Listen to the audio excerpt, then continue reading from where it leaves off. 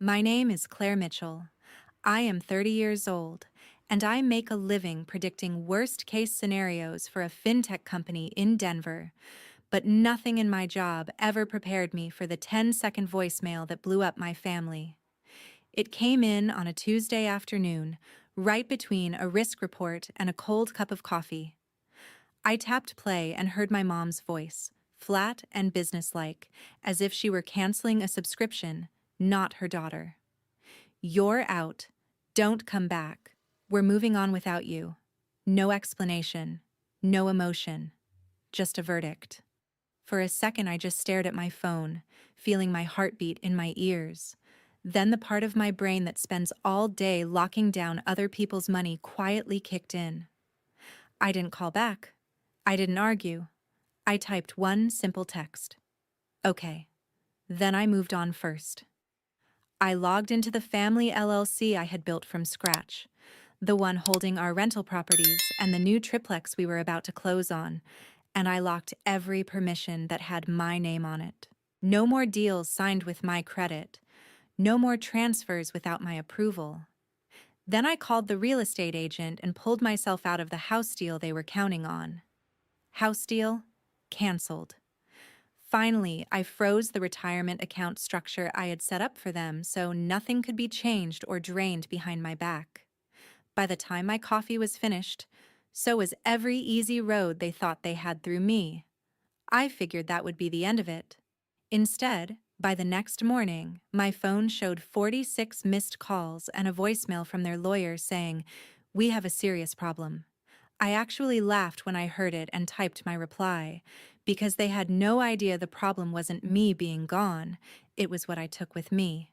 Stay with me until the end, and you'll see how one cold voicemail turned into a family revenge story where the person they tried to cut out ended up holding every last card. The next morning, I woke up to my phone buzzing itself toward the edge of the nightstand. For a second, I thought it was my alarm. Then I saw the screen. 46 missed calls. Mom, Dad, unknown numbers. One from a law office I recognized. The latest notification was a voicemail from their lawyer.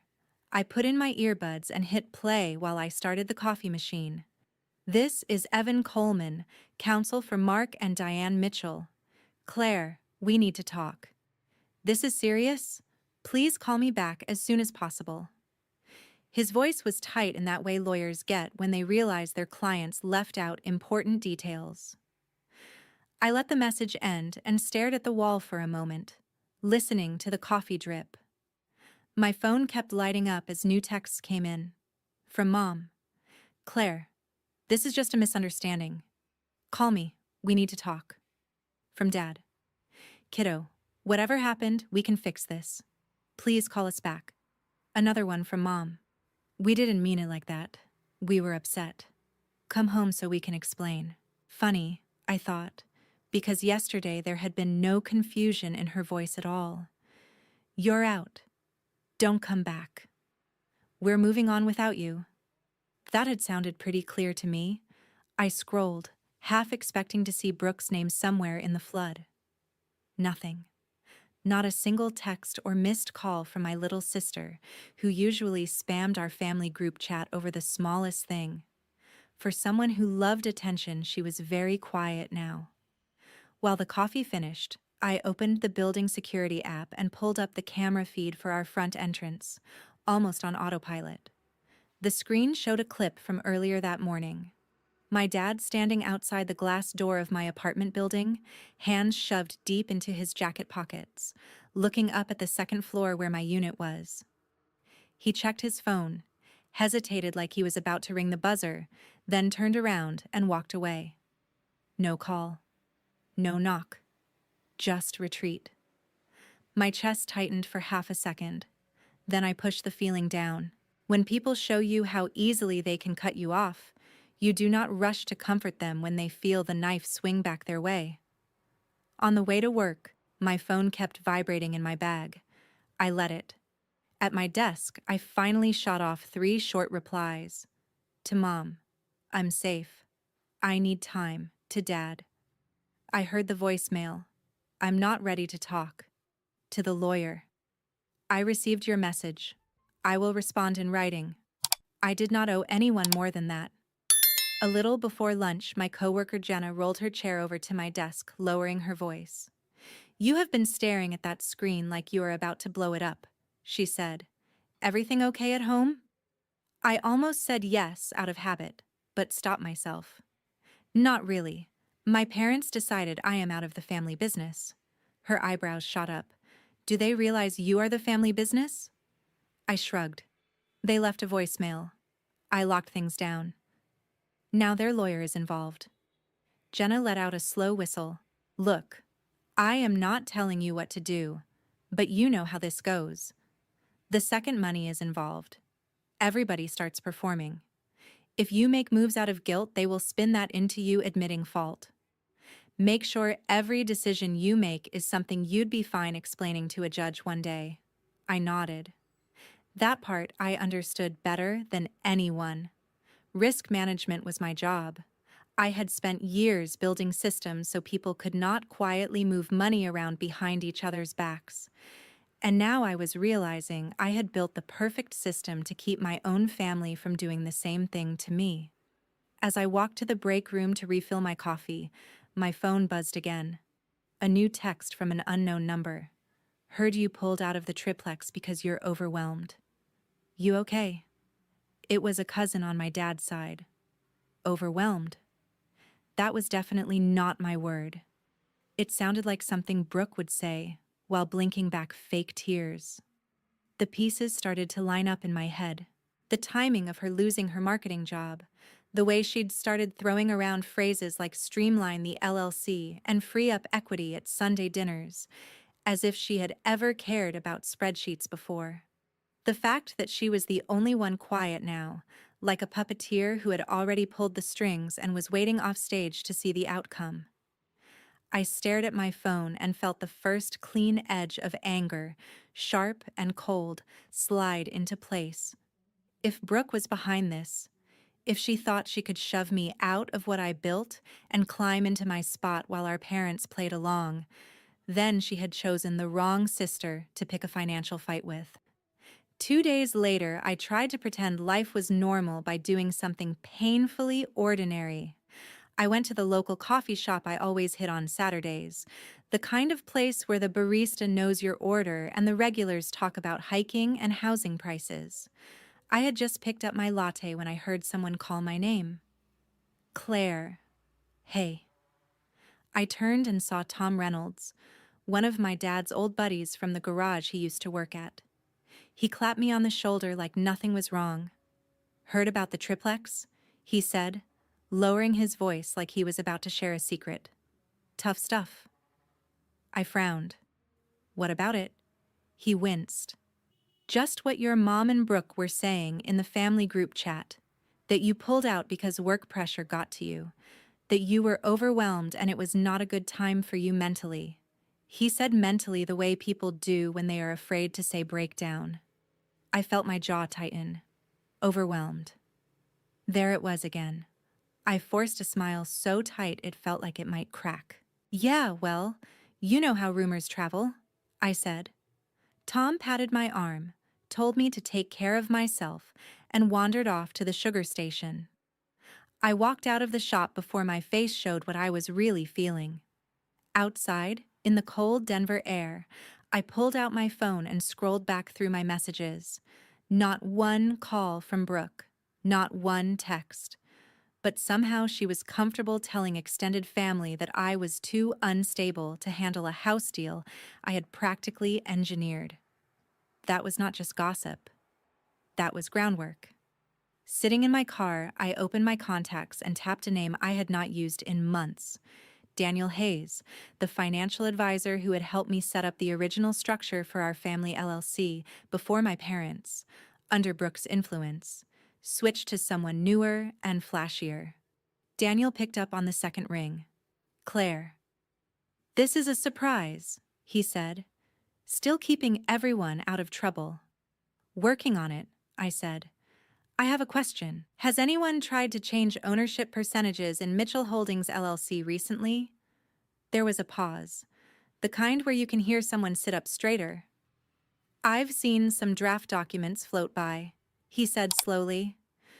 Your mom mentioned a new advisor, asked a few hypotheticals, but I saw references to adding another family member as a managing member, and your signature line was blank. It looked messy, so I told her nothing could move without you. My grip tightened on the steering wheel. Another family member. Brooke. Of course.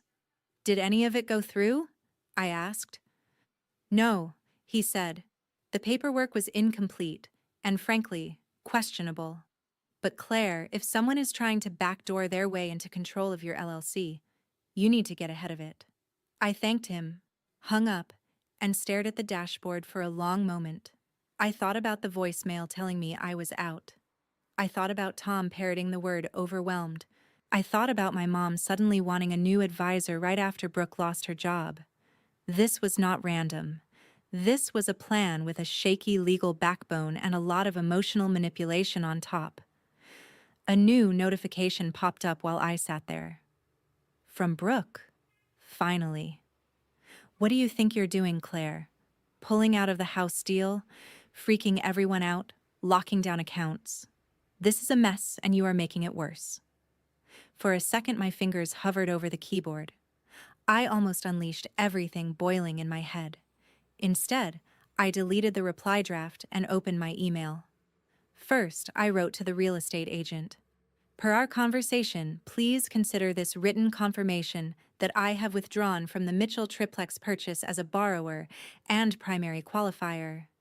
Any further representation that I am participating in this transaction is inaccurate and unauthorized. Then I asked for a formal cancellation notice to be sent to my parents, copying their lawyer. Next, I opened a new message, this time addressed to Brooke, but written like any other risk escalation I would send at work. Brooke, this email serves as formal notice that any attempt to alter ownership, signature authority, or financial structure related to Mitchell Holdings LLC, its associated properties, or retirement accounts without my written consent is unauthorized and may constitute fraud. Do not sign my name. Do not imply my approval. Any such action will be documented and shared with legal counsel. Claire. No yelling, no name-calling, just facts and consequences. I sent it, then turned my phone face down on the passenger seat. By the time I drove home, my call log showed 6 more attempts from Mom, 3 from Dad, none from Brooke. At my apartment, I opened my laptop and started a new folder labeled Family Risk File. I dragged in screenshots of texts, the lawyer's voicemail, Daniel's notes, the email I just sent. Every move, every lie, every attempt to paint me as unstable was going in there. Because if Brooke was building a story where I was the problem, where I was the weak link to be cut out so she could slide in, then I was going to build a better story, one backed by timestamps and evidence. And I could not help wondering, as I watched the files pile up on my screen, how many families blow up like this because one person values the truth less than the role of victim they have been rehearsing their whole life. 3 days later, an unknown number flashed on my screen in the middle of a spreadsheet. I almost let it go to voicemail until I saw the firm name. This is Claire. Hi, Claire, this is Jason Liu, your parents' new financial advisor, he said. I just need to go over some discrepancies in the Mitchell retirement structure. That word made me sit up. He explained he'd been reviewing the LLC and retirement accounts and had seen draft forms adding Brooke as a co-trustee or managing member, with my name referenced as approving changes but no actual signature from me. To be clear, Jason, I have not approved anything, I said. I haven't signed a thing since the day Daniel and I set it up. Jason sighed. I figured. Your family is under the impression you stepped away, and that these changes are what you want. The word overwhelmed came up. From a compliance standpoint, I needed your confirmation. Treat every request as unauthorized unless you see my live signature, I told him. If someone claims otherwise, ask for written proof. You won't get any. After we hung up, my cousin Megan called. "Are you okay?" she blurted. "Because the way Brooke has been talking, it sounds like you are falling apart." I asked what exactly Brooke was saying. That you pulled out of the triplex because of anxiety? That you hoard control of the LLC? That you threatened to cut mom and dad off financially? Megan said. Now she's posting about abusive power in families. None of that is true, I said. Megan lowered her voice. I didn't think so. It doesn't match the Claire who paid for their roof. I just wanted you to know what was being said. Thanks. Screenshot if you feel like it. Otherwise, don't feed her audience. We hung up. A second later, an email thread popped into my inbox. Subject Mitchell Triplex Purchase Update. It was from our agent Susan with my parents, Brooke and Evan, the lawyer on copy. Quoted under her reply was Brooke's message. Susan, as we discussed, Claire has pulled out due to personal mental health struggles. We need to move forward without her. Please respect her limitations, Brooke had written, sounding so caring it made my skin crawl. Susan's actual reply was crisp. Thank you, Brooke. For liability, I'll need written confirmation directly from Claire and will pause the file for now. I started typing before the anger softened. Hi, Susan, I wrote. Attached is my written withdrawal from 2 days ago and the pre-approval docs. I am not exiting due to mental health struggles. I am withdrawing because I no longer consent to my name, credit, or income being used under the current family circumstances. Any other description of my decision is inaccurate. Thanks for pausing the file. Claire. I copied Evan and Jason, attached everything proving I'd been the driver from day one. Susan replied quickly to the smaller group. Understood. I will ignore Brooke's prior message and only act on instructions that come from you. A quiet email followed from Evan. Received. We should talk about next steps. That night, there was an envelope taped to my apartment door with my mom's handwriting. Inside, on lined paper, she'd written, "We love you. We were emotional. Please call us so we can fix this before it goes too far. Love, Mom." For a second, my chest hurt. I could picture her at the kitchen table while Brooke paced and cried, arranging the story. My phone buzzed again. Megan had sent a screenshot of Brooke's newest post. Sometimes the most dangerous person in a family is the one who controls all the money and punishes you when you don't obey. It said, healing means walking away from people who weaponize their power, even if they share your last name. The comments were full of hearts and you go, girl. I put the note from my mom next to my laptop and opened the folder labeled Family Risk File. Emails, voicemails, advisor notes, screenshots, all lined up in neat little rows. Up until now, I'd just been shutting doors. As I watched the files stack up, I realized defense wasn't enough. If Brooke wanted to build a narrative where I was the villain, I was going to answer with something she couldn't spin, a simple, documented story that left her standing alone in the light. The next morning, while I was at my desk, my phone buzzed with a new text from my mom. Just 5 minutes. No arguing. Please. I stared at it.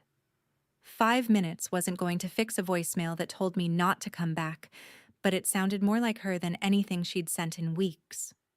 Call me, I wrote. She answered immediately, and I heard the faint speaker echo. Your dad is here too, she said. Hey, kiddo, Mark added. You wanted 5 minutes, I said. Mom exhaled. We messed up, Claire. Saying you're out, don't come back, that was extreme. We shouldn't have said it like that. You didn't, I said. You said exactly that. She went quiet, then tried again. Your sister told us things, she said, that you were planning to cut us out of the LLC, talking to lawyers about removing us from retirement accounts, saying you were tired of carrying us and wanted full control. She said you told her after dinner in the car. None of that ever happened, I said. Did you hear those words from me, directly? Well, no, Mom admitted. Brooke said you talked in the car on the way home. I took my own car that night, I said. I left alone. There was no car ride. Dad swore softly. Why would she make that up? Mom whispered. But it sounded like she already knew the answer. Maybe because she wanted what I have, I said. If I'm unstable and power-hungry, sliding herself into documents looks like protecting you, not using you. Dad sighed. This is past family drama now. Evan called. Jason called you. Susan paused the house. I know, I said. That's why I'm done with whispers. We're going to sit down, all four of us, in the same room. No speakerphone, no vague posts. I'll bring documents. You bring everything Brooke told you. Then we see what survives. Do we have to involve lawyers? Mom asked. They're already involved, I said. The question is whether they see Brooke's story first or the evidence. When? Dad asked. Tomorrow, 6, at the house, I said. If Brooke won't come, that's an answer too. The next evening, I walked into my parents' living room with a thick folder under my arm. Same beige couch, same framed school photos, completely different air. My parents sat together on the sofa. Brooke perched in an armchair with a tissue like a prop. She wouldn't look at me. Thanks for coming, Dad said. I set the folder and my phone on the coffee table. Just so we're clear, I said. Nothing about this is off the record in my head. If anyone lies, I won't keep it here. Brooke scoffed. Wow, way to make this hostile. We're family. Then the truth shouldn't scare anyone, I said. Mom twisted her hands. Brooke, honey, tell Claire what you told us. No, I said. Brooke can speak for herself. Go ahead. Brooke rolled her eyes. I just repeated what you said, she snapped. That you were done carrying everything. That you were thinking of pulling your name off things. That you wanted full control of the LLC so you didn't have to consult them. And this was in the car after dinner, right? I asked. She nodded. Yeah, you were upset. You probably don't even remember. I opened the folder, pulled out a printed statement, and slid it over. That night at Harbor Grill, right? Check the timestamps. Mom's eyes moved down the page. Brooke's rideshare receipt to their house at 10:15. My gas station charge across town at 10:13. Different routes. Different cars. I drove myself, I said. You took a car alone. There was no car conversation. Maybe it was another night, Brooke said quickly. Before you say that, here's the only other time we all had dinner in the last 3 months, I said, flipping to another printout. That night you left early to meet friends. I stayed to pay. No private ride then either. Dad leaned back slowly. Brooke, he said quietly. She shrugged. Memory is weird, okay? I was trying to help. I thought she was serious about needing a break. I laid down the email to Susan next, my withdrawal sent before Brooke's mental health story, then Susan's reply saying she'd ignore anything that didn't come from me. Then Jason's note about draft documents with my name referenced but not signed. Then screenshots of Brooke's posts and Megan's messages. One by one, the pages built a line from my voicemail to this couch. Mom finally turned to Brooke. You told us you saw emails, she whispered. You told us Claire said she was done with us. Brooke sat up straighter. So now you just believe her because she printed things, she said. She's always liked control. She's twisting everything to make me look crazy. Dad fixed his eyes on her. The truth doesn't fall apart when you hold it next to a receipt, he said. Yours did. Mom looked at me, and for the first time since that voicemail, I saw something shift. We always thought you could handle more, she said. We saw Brooke as fragile, so we protected her and pushed responsibility onto you. And now I'm sitting here realizing the only person who has lied to us is the one we told not to come back. Brooke opened her mouth, but Mom lifted a hand. Not this time, she said softly. The word no landed between them, and I felt something inside me finally, quietly, slide back into place. They had tried to cut me out based on a script Brooke wrote. Now they were watching that script burn, page by page, and realizing they were seconds away from losing the one person who had actually kept them afloat.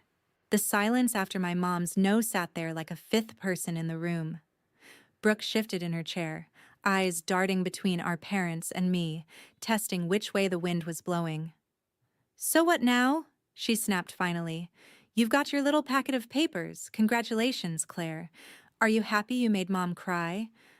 I ignored the jab. "This is not about anyone crying," I said. "It's about consequences. You told me I was out. You tried to push changes through behind my back.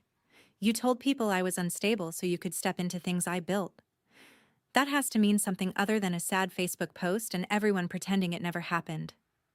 My dad rubbed his jaw, the way he did when he was lining up a difficult repair in his head. "What do you think should happen?" he asked. Brooke whipped her head toward him. "Seriously, Dad. You're asking her?" I met his eyes. "You wanted me out of the family business," I said. "Fine. I'll step back from being the default safety net. But that also means no one gets to quietly use my name, my credit, or my work. Starting with making sure Brooke has zero access to anything I've set up." My mom hesitated. "Brooke doesn't have access?" she started, but I shook my head. "Not formally, maybe," I said. "But she's been in meetings. She's been in group chats about the triplex. She's been talking to advisors like decisions were already moving in her favor. That stops.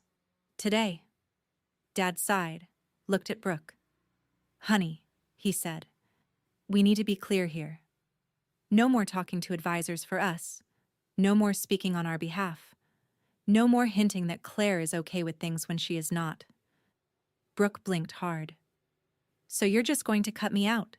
she said, voice going high and thin. "After everything I have done for you." "What exactly is that?" I asked, unable to stop myself. "The Instagram story about being raised by wolves in the suburbs? Or the half-baked business plans you wanted me to fund?" Mom flinched but didn't scold me this time. "Mark," she said quietly, "maybe we should make it official. No additional beneficiaries. No shared accounts. No promises we can't keep. We've been saying for years we'd help Brooke start something. Pay off this card. Co-sign that loan. All it has done is make her think she is entitled to money that isn't there until Claire builds it." I looked at her, surprised at how blunt she was being. Diane turned to me. "We want you to rewrite the documents," she said. "The LLC, the retirement stuff, all of it. Based on what you think actually makes sense, not what we say in the middle of a fight." I stared at her. "You're asking me to take control again after you just told me to get out?" I said slowly. She nodded, eyes wet. "I'm asking you to do what you have been doing this whole time," she said. "Only this time with us admitting you know more than we do." Brooke let out a harsh laugh. "Unbelievable. You are handing her everything. You're punishing me because I told the truth about how she treats us." Dad looked at her steadily. "The truth would have held up against a gas receipt," he said. "Yours didn't. That is the difference." For the first time since Id walked in, Brooke looked genuinely shaken. Her eyes flicked to me, searching for some old version of me who might offer a lifeline. I didn't. Mark took a breath. "Here's what we're going to do," he said, falling into the firm tone he used to use at the shop. "Claire, you and Evan and Jason figure out whatever it takes to make the LLC and the retirement accounts bulletproof. You and I remain the only managing members. Your mom is a beneficiary. Brooke is not in any position of control anywhere. If we help her, it will be from our own pockets, not by opening back doors into what you built." Brooke sat forward. "You can't just erase me like that," she said. "I'm your daughter too." My mom winced. "We are not erasing you," she said. We're stopping pretending money we don't have is going to fall from the sky because we put your name on something Claire made. If we ever help you, it will be because you have a real plan, and we can actually afford it, not because we feel guilty." Brooke switched tactics so fast it made my head spin. "Fine," she said, tears welling up. "Then let me prove it. Claire, give me a small role in the LLC. Let me do social media or something. Let me show you I can contribute instead of just taking." It was almost impressive, the way she slid from outrage to pleading to the angle that made her look the most reasonable. A year ago, I might have fallen for it. Now, I just saw another version of the same pattern. I stood up, picked up my folder. "No," I said simply. "If you want to prove you can build something, you don't do it by wiring yourself into what someone else has already built. You do it by starting with nothing, like I did." My mom looked between us. "Claire, isn't that a little harsh?" she asked softly. I shook my head. "Harsh was being told I was out and should not come back," I said. "Harsh was having my stability used as a prop to get sympathy online." "This is just boundaries, Mom. There's a difference." Brooke glared at me. "You are going to regret this," she hissed. "You think you can cut me off and walk away clean." I picked up my phone and slid it into my bag. "No," I said. "I think I can protect what I have earned and stop you from turning my work into your safety net. Whatever happens to you after that is not on me." On my way out, my dad walked me to the door. "I am sorry," he said quietly. "For the voicemail, for not asking you first, for letting it get this far. I believed what was easiest to hear." I nodded, feeling a complicated mix of relief and sadness wash over me. "I know," I said, "but believing the easy story does not mean the consequences are easy too." Over the next week, the shifts became real. Jason sent over revised drafts, with only my and Mark's names in control positions. Evan scheduled a meeting where my parents signed documents limiting who could ever touch their accounts. I updated the LLC operating agreement to explicitly state that no new managing member could be added without unanimous written consent from existing ones. There was no line where Brooke's name could even be penciled in later. When the last signature dried, I felt something settle into place.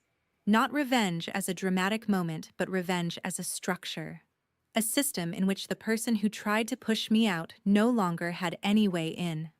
A few days after that, Brooke showed up at my office unannounced, eyes big and red, asking the receptionist for me.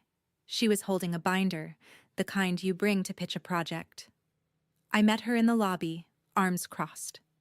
"I have a business plan," she said, thrusting the binder toward me. "Events, brand partnerships, influencer collaborations. If you just invest a little, I can pay you back and prove everyone wrong." I didn't take the binder. "Start it without me," I said. "If it works, you won't need my money. If it doesn't, you'll know why I said no." Her face crumpled, anger and panic fighting for space. "You are really not going to help me," she whispered. "Not after everything." I thought of Daniel's warning, Jason's caution, Megan's screenshots, my mom's note, my dad's quiet apology, that voicemail that started all of this. "I'm done helping people set themselves on fire with my gasoline," I said. Then I turned and walked back through the secured door to my floor, leaving her and her binder and all of her almosts on the other side. A month later, I stood in the driveway of a pale brick triplex on the edge of Denver, holding a box of kitchen stuff and watching my parents argue about where to put a bird feeder. The bottom unit was theirs now, officially, in writing, with a clause that said they could live there for the rest of their lives, without anyone being able to touch it. My unit was on the second floor, light spilling through big windows. The third unit was already listed for rent, the numbers penciled out in a spreadsheet only I controlled. Mitchell Holdings, LLC, the thing Brooke had tried to slide into, was leaner and cleaner. Just me and my dad as managing members, my mom as beneficiary, and more safeguards than any family drama could shake loose. No side doors, no room for creative interpretations. On weekend evenings, I'd come down and cook with my mom in her new kitchen, while my dad watched some car show in the living room. We did not rehash every detail, but we stopped pretending money was some mysterious fog nobody understood. I would pull up the accounts on my laptop and walk them through what was real instead of what they wished was real. It was not perfect. There were still sad moments, still guilt in their eyes when Brooke's name came up. But now, when she texted asking for help with another credit card, my mom would show me the message, then set her phone face down and say, "We can't fix this for her. Not this way." From what I heard through cousins, Brooke ended up in a small apartment across town, bouncing between gigs, her big event plan never really taking off. People were starting to notice that her stories always needed a villain and a spotlight. For once, I was not in either role. I did not sue her. I did not try to destroy her online. I did something quieter and, to me, sharper. I removed the leverage she thought she had and let her sit with a life that was hers alone, not propped up by my work. I was not angry anymore. I was clear. Clear that trust without boundaries is just an invitation for the wrong person to move in and rearrange everything. Clear that being the strong one in a family does not mean letting people weaponize your strength against you. If there is any lesson in all of this, it is that you can love your family and still refuse to be their insurance policy when they gamble with the truth. You can forgive without giving the keys back. And if someone ever tells you you're out, don't come back. You are allowed to believe them. Step back and ask yourself a harder question. What do I stop giving them access to from this moment on? Maybe you have your own version of this story, a time when someone used your loyalty like a credit card with no limit. If you do, I hope you learn faster than I did that saying no is not revenge. It's self-respect, and sometimes that is the only thing worth protecting more than the house itself. My name is Winter Collins, and the day I came home to my own condo and got told to move out was the day I stopped playing the good daughter. I had been on a work trip, proud because this place was paid for with my overtime and side jobs. I opened the door expecting quiet. Instead, I walked into ring lights, camera stands, and the sound of my brother shouting to an audience that this was his penthouse in downtown Austin. My couch, my kitchen, my view, all branded as his. My mom was there like she owned the deed, smiling at the screen. Before I could even finish saying, "What are you doing in my condo?" she hit me with it. "You have been away? The place was just sitting here. Family has rights. Your brother needs a quiet space. You can grab your things and find somewhere else for a while." When I said no, she did not even blink. Selfish Winter. My brother laughed into his microphone and told his chat his little sister was being dramatic about his penthouse. I did not scream. I did not cry. I walked straight to my bedroom, saw my desk shoved into a corner to make room for his setup, and pulled out the one thing they had not touched, my hidden security drive. I smiled, pulled out my phone, and made one call. 10 minutes later, there was a hard knock at the door and a calm voice on the other side saying, "Austin Police Department, Mom. We need to talk about who actually lives here." If you want to know what happened after that knock and how that one call flipped my whole family upside down, stay with me till the end. When the cops stepped in, my brother was still alive. His chat went nuts the second two uniforms walked through the frame. He tried to play it off, laughing like it was a prank. But one officer asked him to mute the stream and the other turned to me. "Mom, do you live here?" I handed over my ID and condo registration before my mom could open her mouth. The officer glanced at the paperwork, then at me, then at Logan. "So you are Winter Collins, the owner, and you did not give permission for all of this." My mom jumped in then. "Officer, this is a family thing. My son is just staying here," she said, all polite. "We are just helping each other." No big deal. The officer looked around at the ring lights, the stacks of merch, the whiteboard with content goals plastered across my wall. He told them flat out this looked like a business setup in a residential condo, and that if I, the owner, had a problem, they needed to fix it. He said it was mostly a civil issue, but he logged the complaint and warned them that any more noise or trouble and building management could escalate. After they left, my mom turned on me in the hallway. Happy, now, Winter. You embarrassed your own family in front of the police. I just said, I am changing the locks. You have until tonight to get out. Then I did exactly that.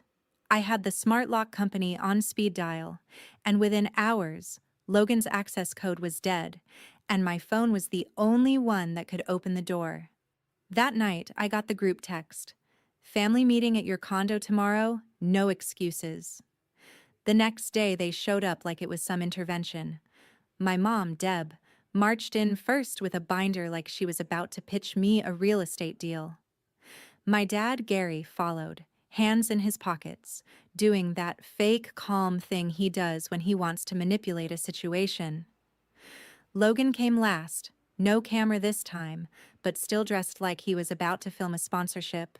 My mom spread some printouts on the kitchen island. Airbnb listings, temporary rentals, ideas for me. So here is what we think makes the most sense, she said, like it was already decided. You are traveling so much for work, Winter. You do not really need to be in the city all the time. There is a cute little furnished place in Round Rock you could rent for 6 months. Cheaper, quieter. Logan can keep using the condo downtown for his content. It is good exposure for the family. My dad nodded. This streaming thing is real money now. He is about to sign with a travel brand. If he looks stable, successful, it helps everyone. You can come back on weekends. It is just for a while. I stared at them. You are seriously asking me to move out of my own home so your golden boy can look rich on the internet. Logan rolled his eyes. It is not that deep, Winter. The condo was sitting empty. I turned it into something valuable. Family has rights, remember? When I did not answer, he smirked. Chat loved it, by the way. Penthouse content is killing. I pulled out my phone and opened his latest video. He had done a tour of my place, calling it my penthouse in downtown Austin, my skyline view, my office, my bar. He never mentioned my name. He told people he had bought the place with ad money. My stomach turned. I zoomed in on one frame and showed it to them. See this envelope on the counter. That is my bank statement. My mom brushed it off. Details. We are building something bigger here. You always said you wanted us to be okay. This is how. I laid out photos I had taken that morning. Scratches in the hardwood from his equipment, coffee stains on my leather couch, adhesive marks on the wall where he had ripped off panels to hang a giant neon logo. I pulled out an email on my phone from a bank I did not even use. Welcome to your new business checking account, Winter Collins. Only the account number was not one I recognized. Logan's face flickered for half a second. I kept going. I know you used my full legal name and this address to open accounts, to sign up for donation platforms, maybe more. He tried to laugh. It is just paperwork. You know how these platforms are. I just needed something verified. You hardly even live here. I did not trust myself to speak anymore, so I wrapped it up. You have 24 hours to get every piece of your gear out of my condo. No more filming here. No more using my name or my address. After that, I am done talking. He scoffed and stormed out, my parents trailing behind him, still muttering about me ruining everything. I did not chase them. Instead, I texted my coworker and friend, Nina. You used to watch my brother's channel, right? Come to the coffee shop. I need you to see something. An hour later, we were sitting in a corner booth with my laptop between us. I pulled up old VODs, the penthouse tour, the night parties, the casual shots where he flashed my credit card like it was his. Nina watched as he ordered takeout, my name half visible on the receipt, as his chat spammed rich life and goals. Her face fell. "I thought he was grinding and traveling and hustling," she said quietly. "I did not know he was just draining you." I felt something inside me click into place. That is when I started saving timestamps, screenshots, anything that showed where my money and my name had gone. Was trust dying because of all these little cuts over years? Or because of this one massive betrayal laid out on a screen in front of me? I was not sure yet. But I knew one thing. My family still believed I would cave, like always. They had no idea I had just started building a case. The next morning, I met Nina again at my place with 2 coffees and a shared sense that this was bigger than family drama. We hooked my laptop up to the TV and opened every security clip, every VOD, every little piece of footage I had. At first, it was just annoying things. Logan and his friends screaming at 2 a.m., music blasting, them dancing on my couch with pizza boxes everywhere. Then it got darker.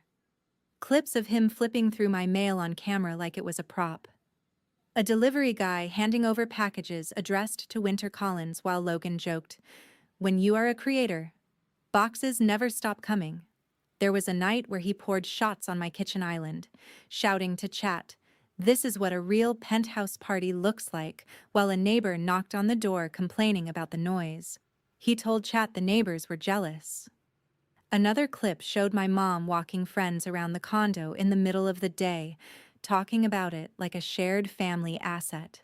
"This is our downtown place," she told them, gesturing to my view. "Logan uses it for filming, but it is basically our investment property." Nina reached for the remote and paused on a frame where my open laptop sat in the background, my employer's logo clearly visible on the screen. "If one of your clients saw this," she said quietly, "they would think you were the reckless one." My phone buzzed just then. "Unknown number." I answered on speaker. "Hi, is this Ms. Collins? This is Monica Hernandez with Building Management. We need to speak about your unit." My stomach sank. "Yes, this is Winter. I am at the unit now." She told me to come down to the office. When we got there, Monica had a folder on her desk thicker than my patience. She slid it across to me. "Noise complaints from your floor and the one below. Reports of filming in the hallway. A note about multiple strangers with cameras buzzing other units by mistake. Photos from the overnight security guard showing a ring light setup visible from the hallway." She tapped a page near the back. "And this is the police report from the call the other day. It lists you as the owner and complainant." Unlike my family, Monica did not talk to me like a child. She talked to me like a responsible adult with a problem. "I want to be very clear," she said. "Our bylaws do not allow commercial operations like a content studio out of a residential unit without prior approval. If this continues, the HOA can fine you heavily, and in extreme cases they can pursue legal action. It all lands on you, not your guests." Nina watched my face as I flipped through the complaints. Words like excessive noise, suspected commercial filming, unauthorized guests. Safety concern jumped out at me like sirens. I felt heat climb up my neck. "So either I stop this, or I pay for it forever." Monica nodded. "I know it is complicated when family is involved, but I need you to understand the board only sees your name." I signed a form acknowledging I had been warned and promised there would be no more filming or parties. The second we stepped out, I called my mom on speaker. "You knew there were complaints," I said. "Security talked to you. Why did you not tell me?" She sighed dramatically. "Winter, it was just a few knocks on the door. People are sensitive. We handled it. You are blowing this out of proportion." I stared at the HOA letter in my hand. They sent police. "The building manager has a file on me. This is not a small misunderstanding." My dad chimed in from the background. "Look, kiddo, this can all be fixed. Once your brother's deal goes through, we can help you with fees if there are any." Don't nuke the golden goose over some paperwork. That line hit me harder than all the insults. I hung up mid-sentence. Nina raised an eyebrow. They really think you are the one who has to bend. I exhaled a shaky laugh that did not feel like a laugh at all. They always have. Not this time. Back upstairs, we went back to work. I made a spreadsheet because that is what a cybersecurity engineer does when her life turns into a breach. Dates, times, dollar amounts. Uber Eats charges that were mine on paper but not in reality. Streaming donations hitting accounts opened under my name. Brand emails referencing the condo as his asset. Clips where he lied about ownership. Every incident that could show a pattern, not just a bad week. Nina watched me type. You know this is starting to look like more than just a family argument, right? She said. This is fraud, identity theft. You cannot talk them out of this. You need someone who speaks lawsuit. I looked at the pile of evidence on my screen and the folder from Monica on the table. For once, I did not feel crazy or overdramatic. I felt like the only sane person in a family that had decided my life was theirs to monetize. I opened my browser and typed in 3 words I never imagined I would need. Identity theft attorney, Austin. As the search results loaded, I felt something in me settle. I was done begging my family to respect me. I was about to let the law explain it for me. The first lawyer I called did not pick up. The second had an assistant who sounded bored. The third, a guy named Daniel Reed, who specialized in civil litigation and identity theft, answered himself. I gave him the 2-minute version on the phone, expecting him to brush me off. Instead, he said, "Bring every document and video you have. Today, if you can."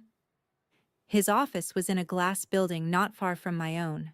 I sat across from him with my laptop open, the HOA folder on the table, a stack of printed bank emails fanned out between us. He watched the clips in silence, rewinding when Logan flashed my mail, pausing when he claimed on camera that he had bought the condo with his sponsor money. When we got to the part where the bank welcomed me to a business account I had never opened, Daniel leaned back in his chair. "Winter," he said slowly, "this is not just your brother crashing on your couch too long. This is unauthorized occupancy, misuse of your property, and misuse of your identity for financial gain. That is the polite way to say fraud."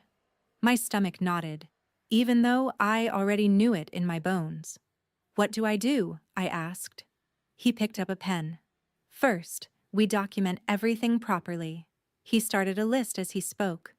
"Civil side, we file a complaint for damages to the condo and wrongful use of your home as a commercial set. We send a cease and desist letter demanding he stop using your name, your address, your image, and your property in his content. We include your parents because they clearly facilitated this. On the criminal side, we alert the bank and platforms that the accounts were opened under false pretenses, and we send a letter to any brand he has lied to using your condo as his asset." I swallowed.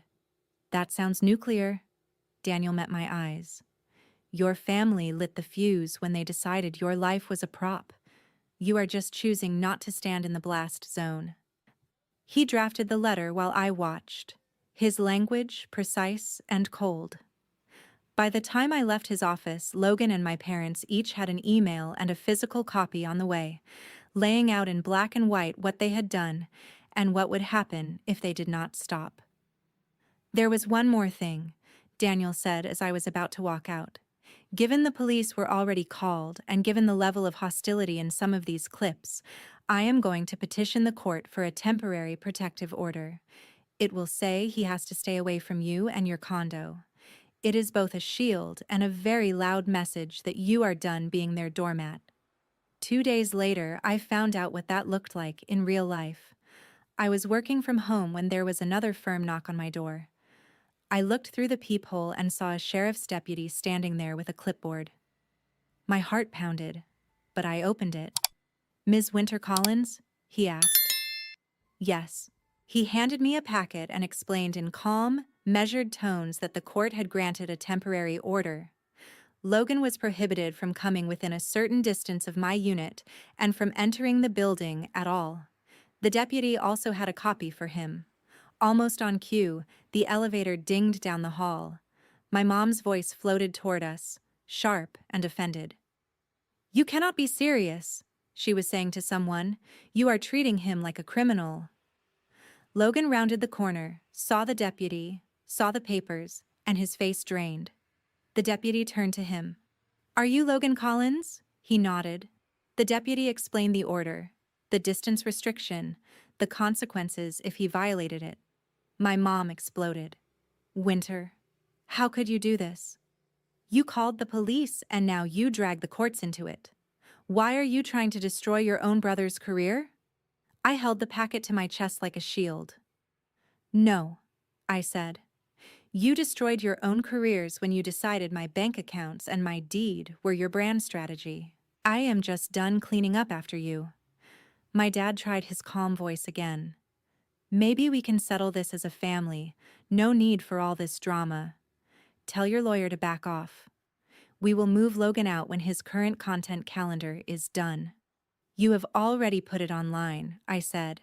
"The tours, the address, the lies. And you did not flinch when the HOA and cops were on my back. You only care now that someone is finally on yours." Before they left, my mom tried one last angle. "If brands hear about this, they will pull out. You are sabotaging him." I almost laughed. Daniel had already mailed letters to the main travel company Logan bragged about. He had laid out that Logan used a condo he did not own in his pitch deck, that he opened accounts under a name that was not his. Was it sabotage to tell the truth after someone built a career on your stolen foundation? I watched them walk away down the hall, clutching the court papers like they were the insult, not the consequence. For the first time in weeks, I did not feel cornered. I felt like the floor had shifted back under my feet, even if the people on it were still angry. People say, "Justice is slow," I thought as I closed my door. But when you have proof, it does not have to be silent. My family had ignored every boundary I tried to set quietly. Now they were going to learn what it felt like to run into one made of law. The hearing was technically called mediation, but nothing about it felt soft. I walked into the downtown courthouse with Daniel at my side, clutching a folder of printouts that basically documented the slow theft of my life. Logan was already there with some bargain attorney who looked like he had been hired yesterday. My parents sat behind him, my mom's arms folded tight, my dad staring at his phone like he wished he could swipe left on the whole situation. We sat at a long table, the mediator at the head, a court reporter typing quietly in the corner. Daniel started by laying out the basics. "I own the condo outright. I never gave permission for it to be used as a studio or a business address. My brother obtained financial products and business accounts using my name and address. He used my property as collateral in pitches, and he misrepresented ownership in multiple public videos." Then he hit play on a few key clips. Logan striding through my living room telling viewers welcome to my penthouse in downtown Austin. Logan opening mail with my full name on it and tossing it aside like junk. Logan holding up my credit card, laughing about how the bank does not know what to do with all this creator money. The mediator's eyebrows inched up a little higher with each video. When it was their turn, Logan's lawyer tried hard to spin. "This is a misunderstanding within a family," he said. My client believed, based on conversations with his parents, that the property was a shared family investment. He used some imprecise language online, but there was no malicious intent. Logan chimed in, sounding more sulky than sorry. "It is just content. People exaggerate. Everyone in this space does." The mediator looked at me. "Ms. Collins, how has this impacted you?" I swallowed. "Financially," I said, "I am looking at thousands of dollars in damage to my unit, plus potential HOA fines, plus the risk that my employer or clients see these videos and think I am the one hosting wild parties and filming brand deals out of my condo." Legally, my name is now tied to accounts I did not open. Emotionally, I sleep in a place that strangers online think belongs to someone else. My own family treated my home like a set, and my bank account like a donation link. I am the only one on the paperwork, but somehow I am the last person they considered. Daniel slid a document across the table. This is a preliminary accounting of the damages, he said. Cost to refinish the floors, professional cleaning, repainting, replacement for items beyond repair, estimated attorney fees. We are seeking full reimbursement. Additionally, he turned to Logan's side. Your client will agree in writing to cease using any image, video, or description of Ms.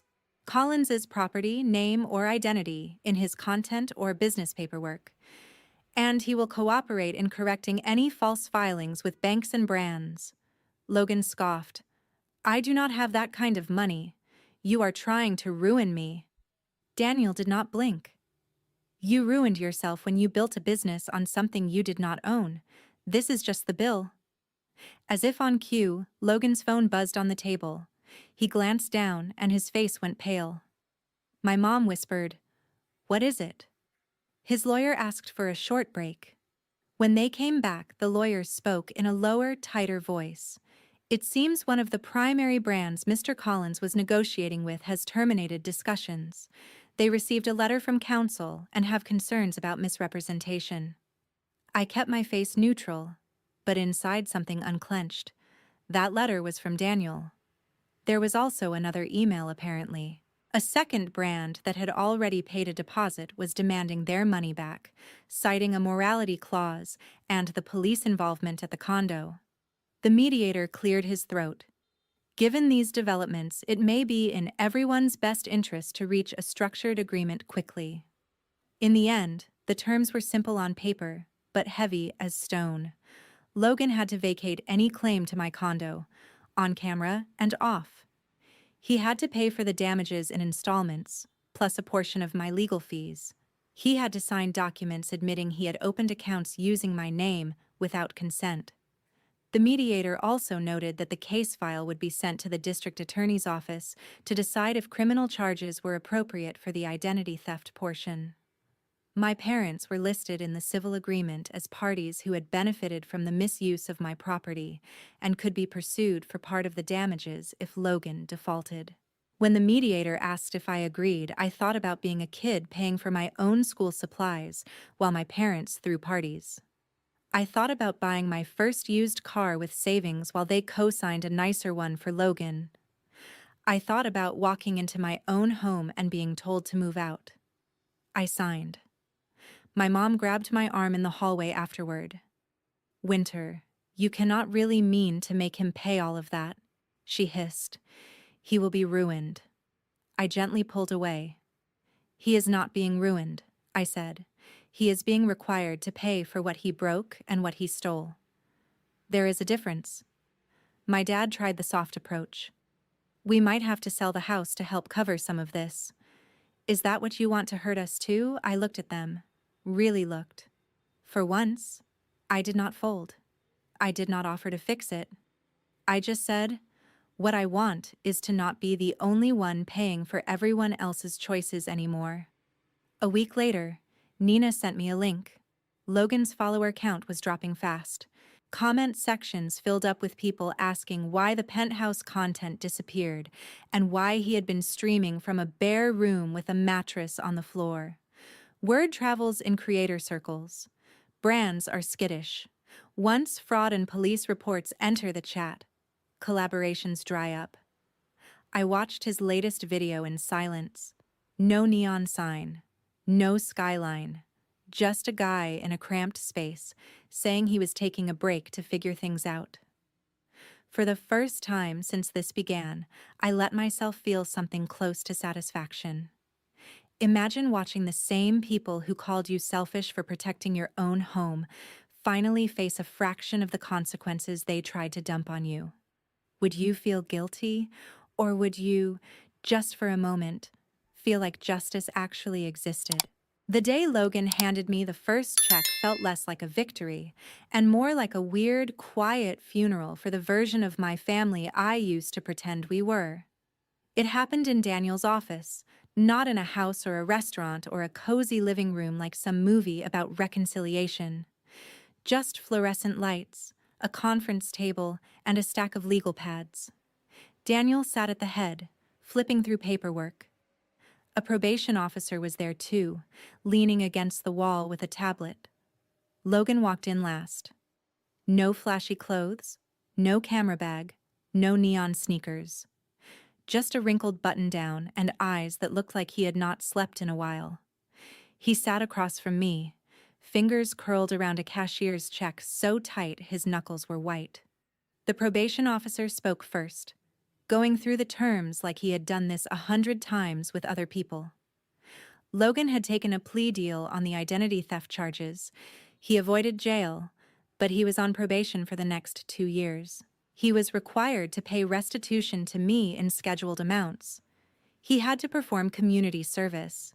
He could not open any new financial accounts without approval. He could not use anyone else's name, address, or property in his business or content, not even with so-called verbal permission. Any slip, and the deal was off. Logan slid the check across the table without looking up. "This is the first payment," he muttered. "Don't spend it all in one place." The old me would have snapped back, would have tried to win the last word. Instead, I just picked it up, checked the amount, and handed it to Daniel. He copied the details, marked it as received, and filed it away like it was any other line item in any other case. Eventually, Logan lifted his eyes to mine. "Winter," he said, and for once there was no performance in his voice, no audience to impress. "I know you think I am a monster. I did not set out to steal from you. I just wanted to look successful so bad that I stopped caring what I was standing on. I thought you would be fine. You are always fine. The thing is, that was exactly the problem. I had been the one who was fine for so long that they truly believed I was a resource, not a person." I could see the weight of it starting to land on him now that sponsors were gone and followers had moved on. "I am living in a shared place out past the city limits," he went on. "No lease in my name yet. Nobody really wants to rent to the guy with a fresh fraud case on his record. I am working at an electronics store, selling cameras I used to unbox for fun on stream. Customers have no idea who I am. Maybe that is better." He swallowed hard. "I know this does not make up for anything, but I am sorry. I am sorry I used your name. I am sorry I treated your condo like a set. I am sorry I laughed when Mom told you to move out." I did not say it was okay. I did not tell him I forgave him. I just said, "I believe you are sorry. That is not the same thing as trusting you." He nodded, like he had expected that. The probation officer cleared his throat and went over the last bullet points. Any contact between us had to stay civil. No showing up at my home or job. No online posts hinting that I wronged him. When they left, I watched from the window as Logan climbed into the passenger seat of a dented car instead of his old sponsored SUV. He looked smaller somehow, not just physically, but like the idea of him I had carried around my whole life had finally shrunk down to human size. Later, my parents tried their own version of that meeting, this time without lawyers present. They called from the tiny apartment they had downgraded to after selling their house. The background was cluttered and dim, a far cry from the glossy space they used to brag about. My mom was still angry, but underneath I could hear something like fear. "Your brother is struggling, Winter," she said. "We are all struggling. We cannot go to the same church anymore without people whispering. Dad's old golf buddies do not return calls. This followed us." I almost reminded her that they were the ones who tied their image to his fake success, that they had chosen the pedestal he fell from. Instead, I said quietly that I was sorry they were hurting and that I hoped they would figure out how to rebuild without using me as the foundation next time.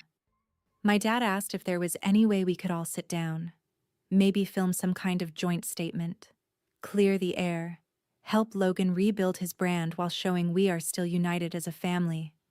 He framed it like a healing thing, but I heard the old pattern underneath. Turn our pain into content. Turn my boundaries into a storyline. I told him no. No cameras, no statements, no public narrative where I am the villain who forgave too late or the saint who forgave too early. If there is any rebuilding, it happens off screen. He did not like that answer. My mom accused me of clinging to resentment, of choosing pride over family. Maybe from the outside, it did look like pride. From the inside, it felt like survival. Some people only realize they have gone too far when the judge signs the papers and the sponsors walk away. Some only cry when the cameras are off and the handcuffs stay on someone else's belt, but do not feel far anymore. When those same people finally come to you, asking for one more chance, one more compromise, one more time you put their comfort above your safety, do you open the door again, or do you finally, fully choose your own peace? A few months later, my condo finally felt like mine again. The neon reflections were gone from the windows at night. The walls were repainted, the hardwood floors refinished, the dents and scratches erased. I upgraded my security system, not because I was afraid of strangers, but because I had learned the hard way that sometimes the real threat comes with a spare key and your last name. My days went back to something that looked normal on the outside. I worked my cybersecurity job, grabbed tacos with Nina after late releases, went to yoga on weekends. But inside, things were not the same, and honestly, that was the point. One night, Nina and I were on my couch, the new one that did not smell like spilled energy drinks. I told her I had written everything down, not for a lawyer this time, but as a long anonymous post on a forum where people share stories about toxic families and financial abuse. I changed the names and the city, but the bones were the same. My brother taking my condo, my parents defending him, me finally choosing myself, and the legal mess that followed. I hit post and closed my laptop, not expecting much. A few days later, I checked back. There were hundreds of comments. People saying things like I thought I was the only one, or my parents did this with my credit when I was 18, or I needed to hear that it is okay to say no even to family. Nobody knew it was me, but they knew the feeling. Somehow, that was enough. I did not respond to Logan's occasional texts. I did not block him, but I kept my answers short when I replied at all. I hoped, privately, that he really was changing, that the guy selling cameras in a strip mall would learn something the penthouse persona never could. As for my parents, our calls were less frequent and more honest in a strange way. When my mom tried to slip back into old guilt tricks, I did not fight or explain. I simply ended the call and picked it up again another day on my terms. I stopped auditioning for the role of good daughter in a play that had never been written for me. Sitting on my balcony one quiet morning, coffee warm in my hands, I looked out at the Austin skyline and realized something simple and heavy. Family is not a free pass to your life. Sharing blood does not automatically give anyone rights to your home, your money, your future, or your sanity. Love without respect is just control dressed up in prettier words. People online love to say family is everything, but they never finish the sentence. Family is everything when they act like family. When they do not, you are allowed to step back. You are allowed to draw a line. You are allowed to say, this is mine and you cannot have it, even if they do not understand. I am not here to tell you that cutting people off is easy, or that going to court against your own brother will not keep you up at night. It will. I still have moments where I miss the idea of us I carried in my head. But every time I unlock my door and step into a home that is peaceful and truly mine, I remember why I did it. Boundaries are not a betrayal. Sometimes they are the only way to protect the part of you that still believes you deserve better. And if you ever find yourself standing in your own doorway, being told to move out of the life you built, I hope you remember this. You are not selfish for saying no. You are not cruel for choosing your safety over someone else's comfort. You are allowed to keep what you worked for and to walk away from people who treat your trust like free content. If you had to choose between keeping your family